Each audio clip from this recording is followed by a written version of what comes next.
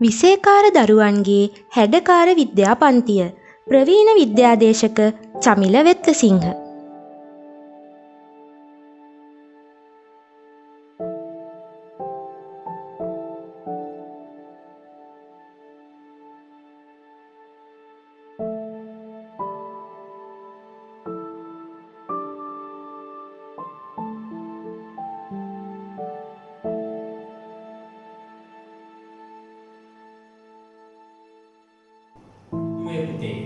ලෝකයේම තීරණාත්මක අවධියක ඉන්න මේ කාල සීමාව තුළ ඔබට ඔබේ ජීවිතයේ තීරණාත්මක අවුරුද්ද තමයි මේ අවුරුද්ද කියන්නේ.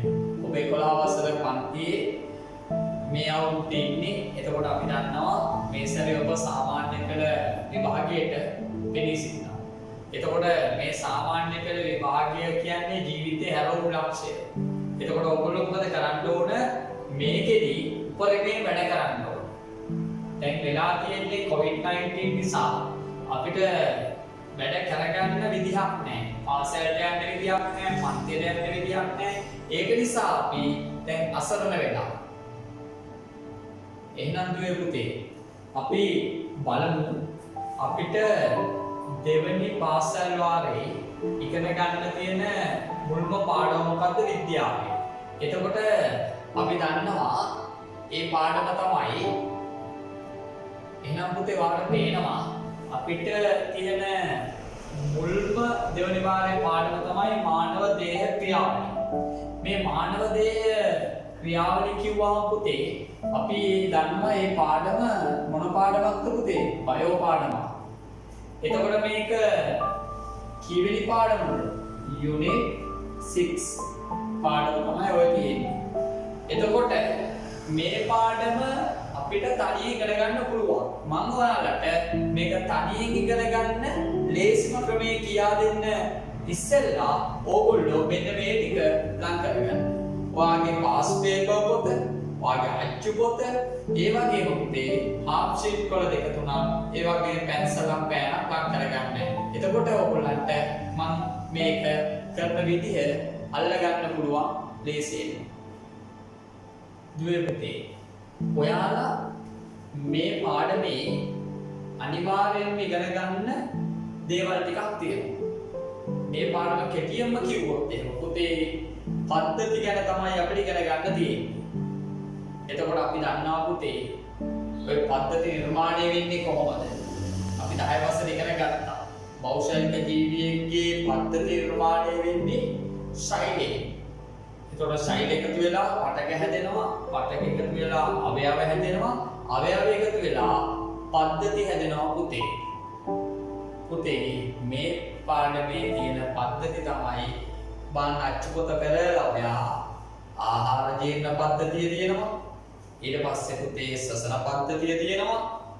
ඊට පස්සේ පුතේ බහිස්රාව්‍ය පද්ධතිය තියෙනවා. ඊට පස්සේ පුතේ රුධිර සංසරණ පද්ධතිය තියෙනවා. ඊට පස්සේ පුතේ ස්නායු පද්ධතිය තියෙනවා. පුතේ මේකේ තියරි ගැන පුත් හිතන්න එපා ඔයා. ඉස්සෙල්ලාම ඔයාගේ ඔය හාෆ් ෂීට් කොලේ අරගෙන මම මේ කරන වැඩේ තියා හොඳට බලලා මේක ටෙක්නික් ටික අල්ලන්න පුතේ. ඔන්න බලන්න මම දැන් මේ කරන්න යන්නේ මොකක්ද කියලා. මෙන්න මම දැන් ඇඳගෙන යනවා පුතේ. මොකක්ද කියලා බලන්න. right මෙන්න බලන්න මෙන්න මෙතෙන් ඩග්ගලා ඔය අල්ල ගන්නවා මම මේ අදින්නේ මොකක්ද කියලා. මොකද්ද මේ අදින්නේ? හිස් කබලක් අදින්නේ මම. හරි. දැන් මේ බලන්න මේ හිස් කබල අපිට අදාළ වෙනවා පුතේ ආහාර ජීර්ණ පද්ධතියට. ඒ වගේම පුතේ අපිට ශ්වසන පද්ධතියට. ඔයාලට බලන්න පුළුවන් පුතේ ඔයාගේ පාස් පේපර් පොත අරගෙන ඉවර වෙලා පාස් පේපර් පොතේ 2011 සෙකන්ඩ් පේපර් එකේ ඒකේ ස්ට්‍රක්චර්ඩ් එකේ දෙවනි ප්‍රශ්නේ B කොටසේ ප්‍රෝමිලක්කම් 1 ප්‍රෝමිලක්කම් 2 ප්‍රෝමිලක්කම් 3 ප්‍රෝමිලක්කම් 4 ප්‍රෝමිලක්කම් 5 ඕකේ හිස් කබල තමයි ඔයගොල්ලන්ට දීලා තියෙන්නේ. ඔයගොල්ලන්ට බලා ගන්න පුළුවන් හිස් කබල පමණයි දීලා තියෙන්නේ. දැන් මම ඔයාලට අපේ නිබන්ධනය ගත්තොත් අපේ නිබන්ධනය තුල ඒක දාලා තියෙනවා මෙන්න මේ ආකාරයට. ඔබට පේනවා. හරි. මෙන්න මේ ආකාරයේ හිස් කබල ඔබට පේනවද? ඔය තියෙන්නේ. හරි. ඔය හිස් කබලේ ගහලා තියෙන්නේ. එහෙනම් මෙන්න මේ කොටසෙන් පවා ප්‍රශ්න අහනවා. ඊට පස්සේ උතේ ඔන්න බලන්න මම මේක අඳින විදිහ. මෙතනින් මෙහෙම කෑල්ලක් ගේනවා පුතේ. හරි. ඊට පස්සේ මම මොකද කරන්නේ? මෙන්න මෙතනින් මෙහෙම කෑල්ලක් ගේනවා පුතේ මෙන්න මේ හරියට විතර. ඊට පස්සේ පුතේ මම මොකද කරන්නේ? මෙන්න මෙතනින් කෑල්ලක් ගේනවා මෙන්න මේ හරියට. ඒ කියන්නේ බෙල්ල හරියට විතර මම අරගෙන ආවා මේ කෑලි දෙක. දැන් ඔයාලට මේක දිහා බැලුවහම පේනවා මෙතනින් ගන්න ආහාර. මෙතනින් ගන්න වාතය. ඒකයි මම ඉස්සෙල්ලා කිව්වේ සසර පද්ධතියටත් ඒ වගේම ආහාර ජීර්ණ පද්ධතියටත් මේ කොටස ඉතාම වැදගත් වෙනවා. ඒ කියන්නේ ප්‍රොෆෙසර් පේපර් එක හදනකොට ආහාර ජීර්ණ පද්ධතියම අවශ්‍ය වෙන්නේ නැහැ අපිට. මේ උඩ කොටසෙන් පවා අහන්න පුළුවන් අපිට. දැන් මේ දවස්වල අපි ඉන්නේ කොරෝනා COVID-19. එතකොට එයා ඇතුළු වෙන්නේ මෙන්න මේ හිස් කබලේ යම් කොටසකින්. මෙන්න මෙතන තමයි ඇතුළු වෙන්නේ නේද? රයිට් ඇතුළු වෙලා මෙන්න මේ හරියේ නැවතිලා ඉන්නකොට තමයි ඔය උගුරේ අමාරු වගේ දේවල් ඇති වෙන්නේ නේද පුතේ? දැන් එතකොට බලන්න පුතේ මේ හරිය බෙල්ලනේ. එතකොට ඔන්න ඔතනදී මම පොඩි වැඩක් කරනවා. ඒසිය මතක තියාගන්න පුතේ. මෙතෙන්දී මම ඔයාලට කියනවා මේක නිකන් හිතන්න තුම්මා හන්දියක් වගේ කියලා පුතේ. තුම්මා හන්දියක් වගේ. ඔන්න බලන්න. ඔය තුම්මා හන්දියක් වගේ. හරි ඔය දැන් පේනවද ඔයගොල්ලන්ට? අන්න හරි. ඔයාලට ප්‍රශ්නයක් එනවා ඒ ඉතින් මේක කොටසක් දිගට ඇඳගෙන යන්නේ. එක කොටසක් නැවැත්තුවේ. පුතේ මේකයි කතාව. දැන් මේ හිස ප්‍රදේශය තුලදී අපි දන්නවනේ පුතේ මෙතනින් කෑම ගන්න. එතකොට මේ කෑම යන මාර්ගය තමයි මේ තියෙන්නේ. එතකොට මෙතනින් වාතය ලබා ගන්නවා පුතේ. එතකොට වාතය ගමන් කරන මාර්ගය තමයි මේ තියෙන්නේ. එතකොට මෙතනින් ගන්න වාතය ටික යන්න ඕනේ මොන පද්ධතියටද? ශ්වසන පද්ධතියට. මෙතනින් ගන්න ආහාර ටික යන්න ඕනේ කොහෙටද? ආහාර ජීර්ණ පද්ධතියට. එතකොට පද්ධතිය දෙක වෙන් කරන්නේ මෙන්න මෙතනදී. මෙන්න මෙතෙන්ට අපි ලස්සන නමක් කියනවා පුතේ. අපි ලස්සන නමක් කියනවා පුතේ. මොකක් කියලාද? දසනිකාව කියලා. දසනිකාව කියලා. ඔබ මාරු කරගන්න එපා පුතේ. මේ යට හරිය තියෙනවා ග්‍රහණීය කියලා කොටසක්. ඒකෙකින්ද ඕගොල්ලෝ මෙතෙන්දී මේකේ නම තමයි මොකක් කියන්නේ මේ තුන්මහා හන්දිය ප්‍රදේශයේ දසනිකාව කියලා කියනවා. එතකොට පුතේ මෙන්න මේ යන නාලය මම මෙතනින් නවත්තනවා අඳින්නේ. මේකට කියනවා පුතේ ශ්වාසනාලය කියලා. මොන නාලයද? ශ්වාසනාලය කියලා. එතකොට මෙන්න මේ නාලය අපි හඳුන්වනවා පුතේ ආහාරය යන්නේ මේ පාර දිගේ ඉඳලා මේකට අපි කියනවා පුතේ අන්න ස්රෝතය කියලා. දැන් මේ අන්න ස්රෝතය මෙහෙම පහළට ඔන්න ගමන් කරනවා. මේ පාර පහළට ගමන් කරනවා.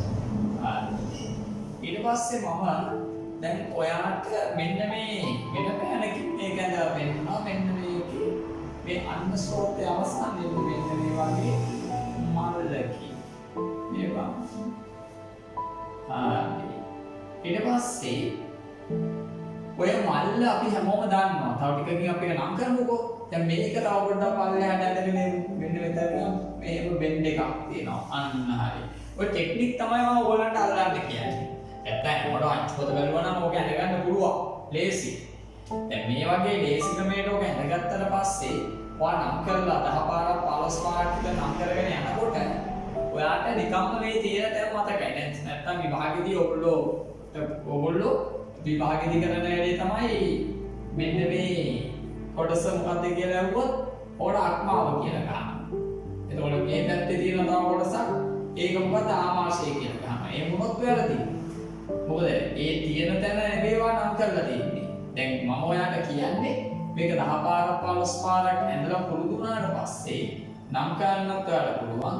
ඊට පස්සේ තනියෙන් පාඩම ඉගෙන ගන්න ක්‍රමය මම ඔයාලට ඊළඟ වීඩියෝ එකකින් දාන්නම්.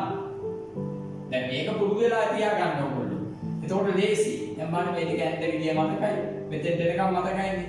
මම ඒකේ මේ සාමාන්‍ය ජීවිතේකට යන සමහර ගන්න මෙතන තුම්මා හන්දිය. මෙතන මේ බෙන්ඩ් එකක්. අන්න මේක තනි නාලයක් මේ කියන්නේ. හරි. ඊට පස්සේ මෙන්න මෙතනින් මේක මෙන්න මෙහෙම පහළට කියලා හිතන්න. හරි. දැන් මේ ප්‍රධාන පාරක් කියවනේ මම. ඒ ප්‍රධාන පාරට තව අතුරු පාරුවොත් එන්නේ සම්බන්ධ වෙනවනේ. දැන් මේ බලන්නකො මෙතනින් මේ අතුරු පාරක් ඔන්න සම්බන්ධ වෙනවා. මෙන්න මේ වගේ එකක් කියලා නිකන් හිතන්නකෝ. ඔන්න අතුරු පාරක් තියෙනවා මෙතන. ඒක මහා පාරට වැටෙනවා. මෙන්න මෙතේලොත් ඔන්න අපිට ඔය හරි නෑ ගම්මානයක් තියෙනවා කියලා. දැන් අපි දන්නවා මේ දවස්වල නේද? හරි. ඔය කොරෝනා නිසා අටලු ගම වගේ ගම්මාන ලොක්කක් කරනවා. අයව ගම්මානයක් කියලා හිතන්න. ඒක දැන් ඔන්න මහා පාරට එනවා. රයිට් ඔන්න. හරි. ඒකේ ඔන්න ජංක්ෂන් එක. ඔම හිතන්නකෝ. හරි. එතකොට මේ බලන්න මෙන්න මේ කොටස ඔයාලා කියන්න මම මෙතනින් මෙහෙම මැකුවොත් මේක මකලා මේ කොටස විතරක් එක්සෑම් එකේ අහන්න පුළුවන් ප්‍රොෆෙසර්. මේ කොටසෙන් විතරක් මම මේ පාඩ කරලා දැම්මොත් එහෙම මේ කොටසෙන් ප්‍රශ්නයක් අහන්න පුළුවන්. දැන් බලන්න ඔයාගේ පාස් එක පොත දැන් මාත් එක්ක වැඩ කරනකොට තමයි ප්‍රශ්නේ. ඔයාට පාස් එක පොත ගන්න වෙනවා එක පාඩක් ගාලා. ඊට පස්සේ ඔයාට මේ උපසලහනම් කරන්න වෙනවා.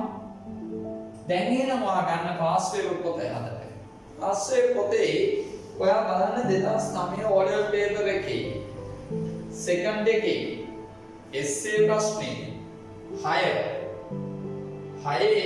බලන්න ප්‍රෝමිලක්කන් 1 අයන්න ප්‍රෝමිලක්කන් 2 අයන්න ප්‍රෝමිලක්කන් 3 අයන්න. දැන් ඕකේ ප්‍රෝමිලක්කන් 1 අයන්න ප්‍රශ්නේ තියෙනවනේ. එතකොට බලන්න මේ අයන්න ප්‍රශ්නේ අපිට තියෙන්නේ ඇතැම් ජීවීන්ගේ මුඛකෝරය තුළ සිදුවන ආහාර ජීවනයට අදාළ භෞතික ක්‍රියා දෙකක්. අය පැත්තකින් තියා තව තියදී ඉගෙන ගත්තේ නෑනේ. අපේ කොටස නම් ගන්න පුරුදු වෙනවනේ. දෙවෙනි ප්‍රශ්නේ පොඩ්ඩක් එන්න බලන්න. ආයන්න ආහාර ජීවනයට සම්බන්ධ වන ඉහත රූපයේ දක්වා ඇති අමතර ගති දෙකක් නම් කරන්න. බලන්න මම දැන් කියපු දේ වාට අල්ලගන්න පුළුවන් මෙහෙම. දැන් මේක ප්‍රධාන පාර නම් මම ඔයගොල්ලන්ට මේ ප්‍රධාන පාරට අතුරු පාරවල් දෙකක් සම්බන්ධ වෙනවා කියලා. අපි දන්නවා ග්‍රන්ථි කියන්නේ මොනවද කියලා. ශරීරයේ මොනවා හරි දෙයක් විපදවන තැන ග්‍රන්ථියක්. එතකොට මෙතෙන්දි කියනවා අමතර ග්‍රන්ථි දෙකක්. දැන් මේ ප්‍රධාන පාර එතකොට අමතර ග්‍රන්ථි කියන එක අපි හිතනවා අතුරු පාරවල් කියලා. එන අතුරු පාර වලට සම්බන්ධ වෙන්නේ මේ දෙක. හරි. එතකොට බලන්න මේක අපි කිව්වා අන්න ස්රෝතය, ආමාශය. හිතන්න ඕගොල්ලන්ගේ දැන් ගම්මානේ කිව්වම ගම්මානයක එකම පවුලේ අය ඉන්නත් පුළුවන් සමහරවිට. සමහරවිට මේ ඕගොල්ලන්ගේ මේ තියෙන්නේ ඕගොල්ලෝ නැන්දලෑගේ. මේ තියෙන්නේ ඕගොල්ලෝ මාම නෑ, හරි බාප්පලා හරි. ඔක්කොම ඔය වාසකම් එක සමානයි කියලා හිතන්නකො. මෙයා අයන්නේ පටන් ගන්න ආමාශය. ආලෝකයේ දෙකින පටන් ගන්න අග්න්‍යාසය. ඒකට ඉස්සරහා එක්කන අපි නම් කරනවා අක්මාව කියලා. බලන්න. එතකොට ඔන්න ඔය විදිහට වඩේ කොටස මතක තියාගන්න පුළුවන්. එතකොට අර පේපර් එකේ අහලා තියෙනවා 2009 ඔයල් පේපර් එකේ සෙකන්ඩ් එකේ 6 වෙනි ප්‍රශ්නේ රෝමිලක්කන් එකේ ආයන්න ආහාර ජීවන පද්ධතිය සම්බන්ධ අමතර ග්‍රන්ථි දෙකක්. එනම් මෙන්න එක මෙතන අග්න්‍යාසය. මේ තියෙන අක්මාව. එතකොට මේ තියෙන කොටසට කියනවා පිත්තාශය කියලා. එතකොට ඔය එක්කම ගිහිල්ලා අච්චුත වන්නත් පුළුවන්. අච්චුතේ රූප සටහන් තියෙනවා. අච්චුතේ විදිහටම මම දන්නේ. පාප තියාගන්න ඔය ඉස්සෙල්ලා වාට හිතේ වාට අල්ල ගන්න පුළුවන් විදිහට. පාඩම ඉගෙන ගන්න. තොඩේසි දැන් ඔන්නේ කොටස හරි කතාව හරි. ඊට පස්සේ මෙන්න මෙතනින් මේ බලන්න පුතේ මේ නාලේ මේව දීගෙන යනවා. හරි. මෙතනින් මෙන්න මේව දඟල ගහිච්ච එකක් තියෙනවා මේ බලන්න. ඒ දඟල මේ පැත්තට දෙන්නේ. ඒ දඟලේ මේ පැත්තට දෙන්නේ. ඊට පස්සේ පුතේ මේ මෙතන මේවා මේක නිකන් මෙන්න මේ වගේ කොහොම කෑල්ලක් තියෙනවා. මේ කෑල්ල අමාර වෙනවට සමාජයේ මොනවා වෙනවද? ඉදි වෙනවා. මොනවා කළාමද? නියපොතුවේම කෑවා. නියපොතුවේම කෑවහම ඕවා ජීර්ණය වෙන්නේ නැහැ. ඔය ජීර්ණය වෙන්නේ නැති ඉන්න ඕවා ගිහලා මේක රැඳෙනවා. නැන්දිය නියපොතුව අර මේ වගේ කෑවේ එහෙමනේ ඔය කෑලි ගිහලා මේක එල්ලෙනවා. අද නිකන් අර නාගදරනවා වගේ එල්ලෙනවා. නේ තුවාල වෙනවා. තුවාල මේ ඉදි වෙනවා. එතකොට අපි කියන මේක ඇපෙන්ඩික්ස් කියලා. උණ්ඩුක පුච්ච පදාහය කියලා කියන්නේ. ඒ නිසා මෙන්න මේක ලේසියෙන් මතක තියාගන්න ඕවාට උණ්ඩුක පුච්චේ කියලා. එතකොට මේ බලන්න මේකේ ඊළඟ කොටස පුතේ මෙන්න මේ මැදගෙන යනවා. එතකොට පුතේ මේ බලන්න දැන් මේ නාලය මේ දිගට ඇදගෙන එනවා. ඇදගෙන ඇවිල්ලා මේක 3D එකක් වගේ උගලන්න බැරි. මේක බලන්න මෙන්න මේ වගේ දඟල ගස්සනවා. හරි ඊට පස්සේ ඒ වගේම දඟලයක් මේ පැත්තට මම ගේනවා. ඔතනින් ඇවිල්ලා ඔන්න ඔතන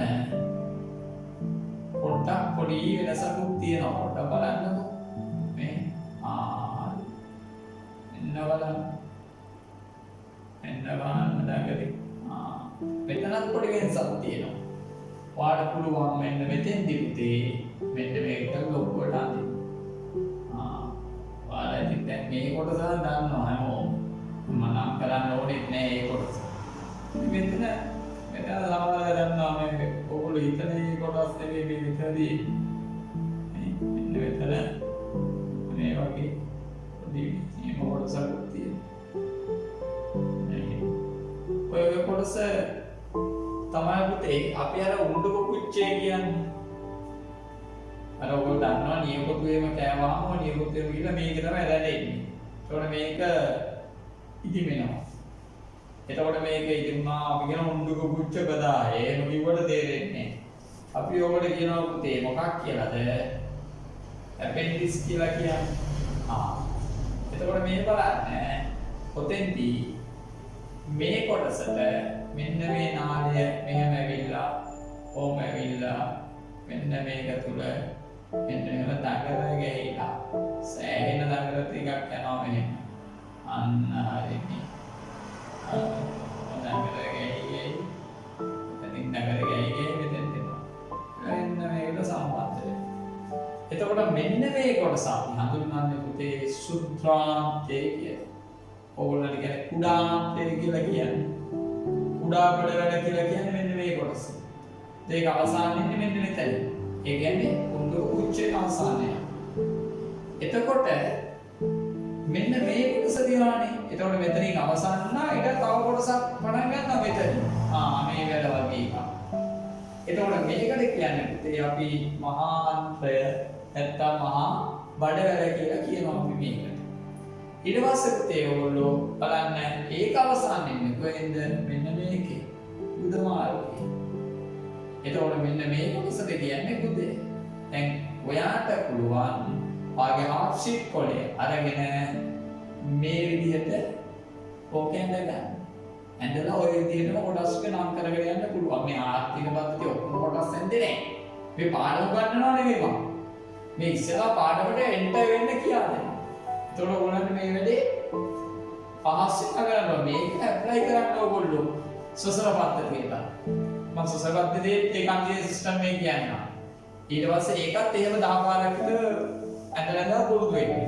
ඊට පස්සේ මගේ YouTube channel එකේ ඊළඟ වීඩියෝ එකට ආවට පස්සේ ඔයාලට පුළුවන් මේ පාඩමේ තියරි එකම උගන්වන්න. මේ තියරි එක කියන්නේ කියලා කවුරුත් හිතන්න එපා. මේ තියරි එක නෙවෙයි. මේ තියරි එකට පොඩි සපෝට් එකක් දෙන එක. පුතේ මොකද විභාගෙට මේක අඳින්නේ නැහැ අපිට. අපිට මේ නම් කරන්නේ නැහැ. දැන් අර මම කියපු පාස් පේපර් එක ගත්තාම 2011 පාස් පේපර් එකේ ඔයාලට බලන්න පුළුවන් නේ පුතේ.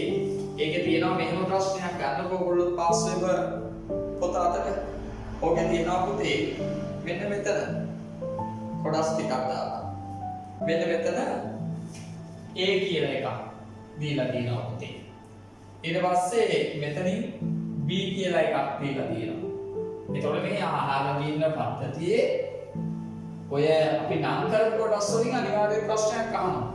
ඒ වගේම තමයි 2009 පේපර් එකට ආවම මේ පේපර් එක අති විශේෂයි. හේතුව ඒකේ විශේෂ වෙන්නේ හේතුව තමයි පුතේ. ඕකේ බලන්න ආහාර ගින්න පද්ධතිය මේ අතර ඇදලා තියෙන්නේ. දැන් 2009 පේපර් එකේ පේනවනේ ඔයගොල්ලන්ට 2009 පේපර් එකේ මෙන්න මෙහෙම තියෙන්නේ. එතකොට මේ වගේ එකක්. දැන් මේකේ කියලා තියෙනවා පුෂ්පාංශි සබ්ජෙක්ටේ ආහාර වාර්ගයේ දල සෑස්ත්‍රම් පහත රූප සටහනේ දැක්වේ. ඒතර පුෂ්පාංශය අපිට පොඩ්ඩක් වෙලක් තියෙනවනේ. හරි මම පොඩ්ඩක් වෙලක් තියෙනවනේ මෙයා. මේ හරහට තියෙන්නේ. එහෙනම් ඔයාලට හිතන්න පුළුවන් මෙයා කවුරු කියලාද? උරගේ කියලා ගන්න පුළුවන්. මඩ ගන්න එකේ පොඩි හරහට ඉන්නේ.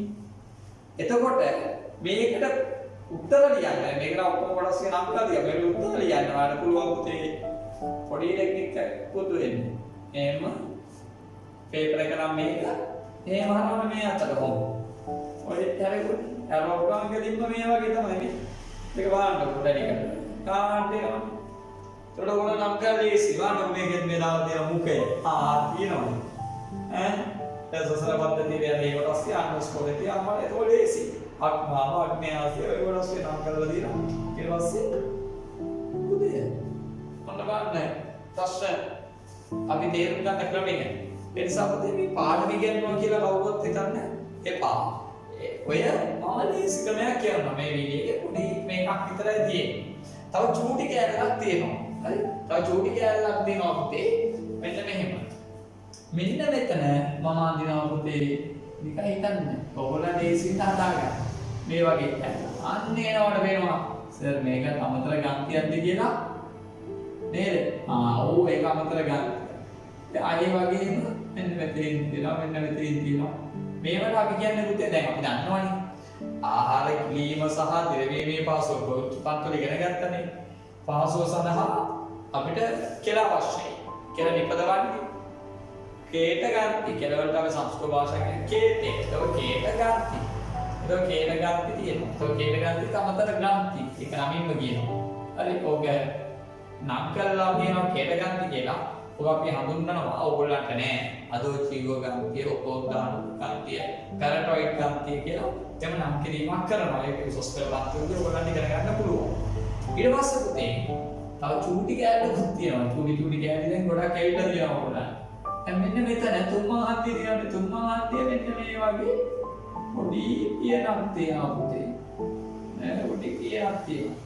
මේ පියන ඔයා බලන්නකෝ ඔයාගේ කන අත ගාලා කන අල්ලගෙන ඕම නිකන් පාස් කරන්න බලන්න කන නිකන් පොඩි කරන්නකෝ ඕන නවන්නකෝ කන් පෙත්ත නැවෙනවනේ හරි දැන් අතාරින්න ආවම ගෙලින්නානේ රබර් වගේ වෙනවා හරි දිග හැරෙනවා එතකොට ඒ අපි හිතන්නේ කෙලින් හැදෙනකොට ඕකෙන් හයිය ඇති කියලා හයිය නෑ හයිය නම් අස්තුල ගෙලින්නේ එතකොට ඔය වගේ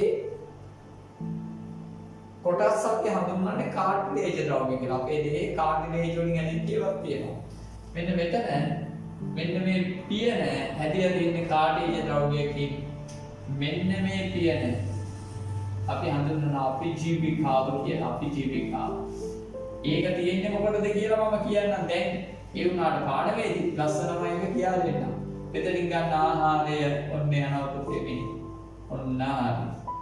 ඔය ආහාරය නිකන් හරි පුතේ මෙන්න මෙහෙම ඇවිල්ලා අනේ තුමාගේ මේ පාරේ ගියොත් එහෙම මොකද වෙන්නේ? අටින් කාපු බත්තන් නායෙන් ඉන්නේ වල රොටු පෙරාගෙන ඈ අන්න එහෙම වෙන්නේ ඒකයි. ඒ කියන්නේ ස්මෝල් යනවා.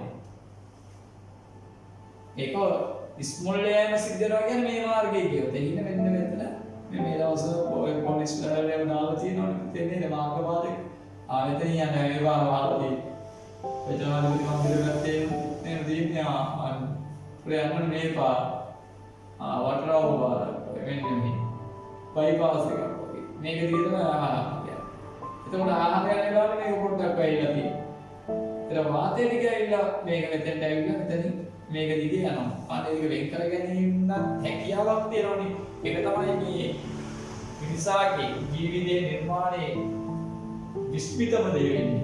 ඉතින් පුතේ ඔන්න බලන්න ඔතන අපි ඒකට කිව්වේ අපි ජීවිකාව ගැන. දැන් ඕගොල්ලෝ කරන්නේ මොකද්ද?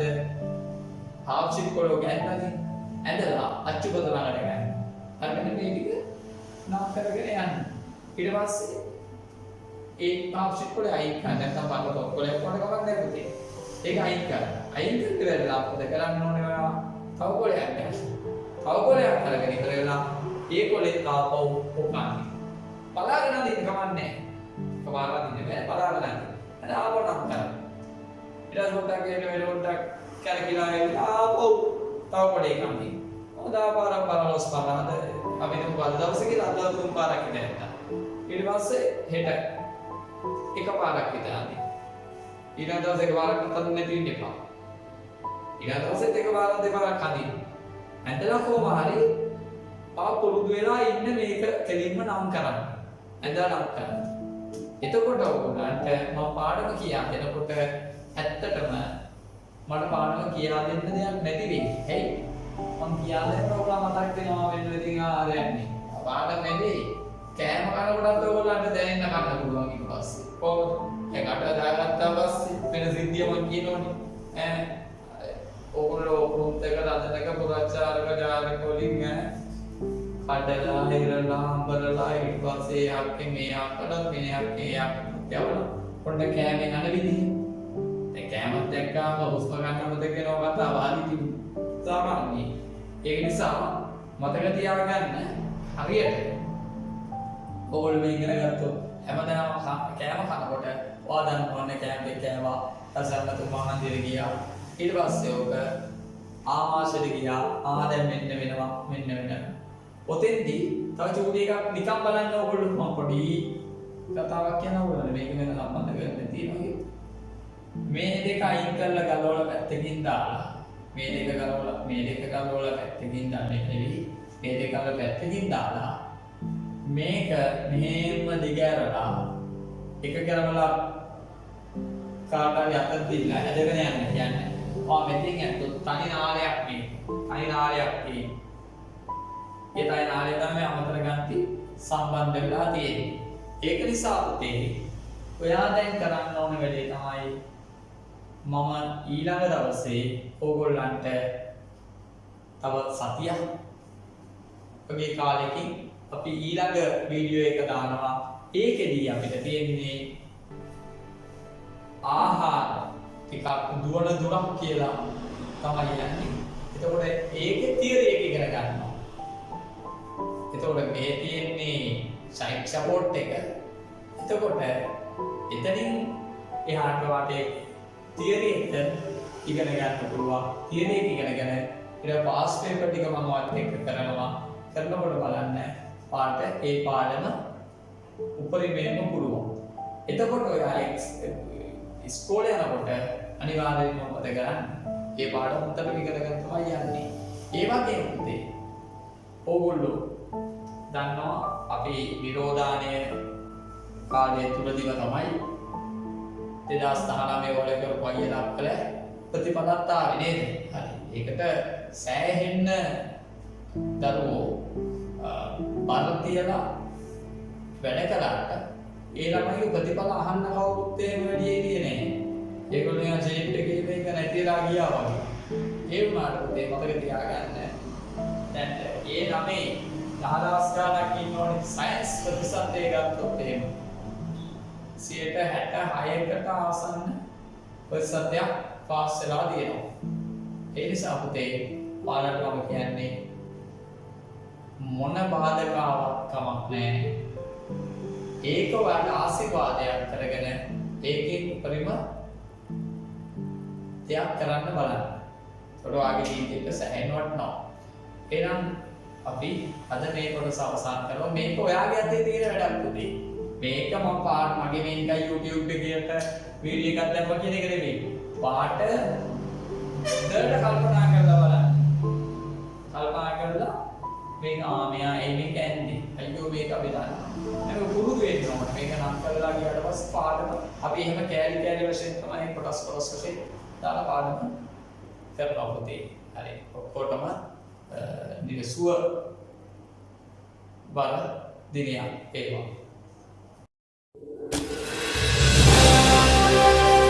Congratulations!